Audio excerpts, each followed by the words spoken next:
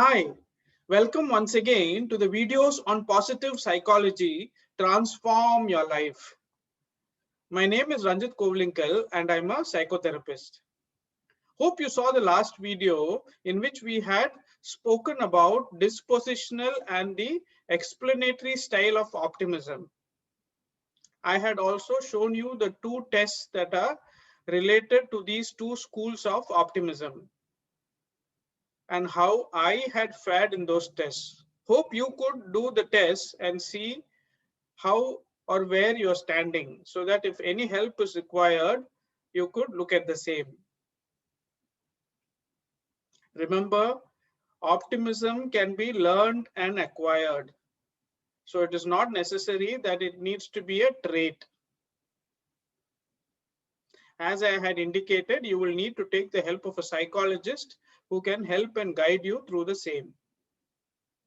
This is the third and the last video on the optimism series.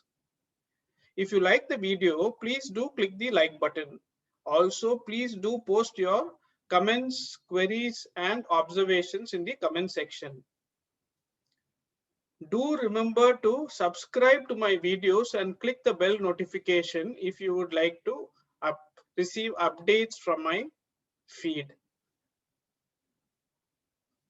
So as per research, it has been found that students who used an optimistic explanatory style reported fewer suicidal incidents than those who used a pessimistic explanatory style. Using an optimistic explanatory style is also associated with increased productivity and better job retention.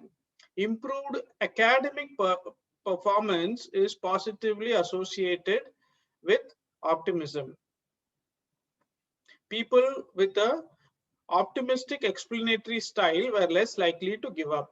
The style also predicted college performance even when controlling for scores, that is your grades, as well as depression. Sports performance is also affected by the explanatory style. People in team sports who employed an optimistic explanatory style bounced back better after a loss than those who used a pessimistic explanatory style. To understand what is explanatory style and the characteristics, please browse through my previous video. Optimism is generally a positive characteristic that has a number of physical and mental health benefits. But that does not mean that it has a few potential pitfalls. Optimism bias can be detrimental, which means to say that when you have excessive optimism, it can lead people to overestimate the likelihood that they can experience good things while avoiding bad things. The optimism bias is essentially a mistaken belief that our chances of experiencing negative events are lower and our chances of experiencing positive events are higher. This can sometimes lead people to engage in risky behaviors that increase their chances of having a bad outcome. It can also lead to poor decision making, which can sometimes have disastrous results. Optimists can avoid these pitfalls by focusing on maintaining a healthy, realistic approach to positivity. Rather than focusing on staying positive and ignoring other emotions, the goal should be to try to look on the bright side while still acknowledging the difficulties of the situation. And this is best brought about by the Stockdale paradox. During the Vietnam War, James Stockdale was a prisoner of war. He was repeatedly tortured and he had no reason to believe he would make out of the camp alive. Stockdale wound up in the Ho Lau prison, the infamous Hanoi Hilton, where he spent the next 7 to 8 years under unimaginably brutal conditions. He was physically tortured, which included beatings, whippings, and near asphyxiation with ropes. Mental torture was incessant. In this hell world, he found a way to stay alive by embracing both the harshness of a situation with the balance of healthy optimism.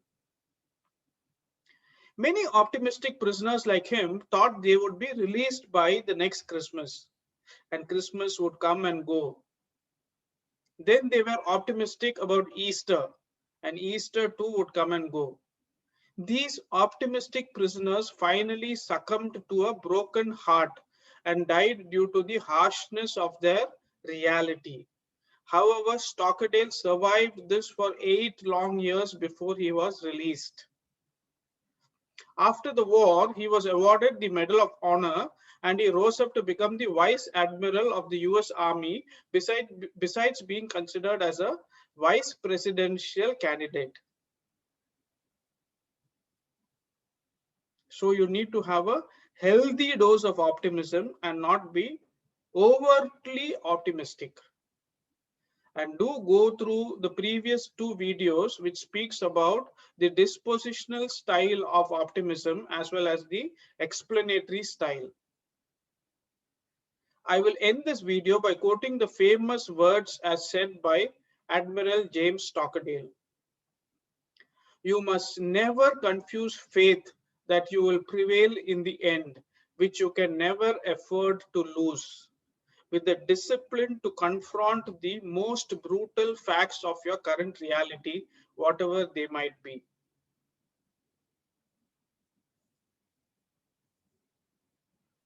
Friends, goodbye and good luck. Please do remember to subscribe to my videos.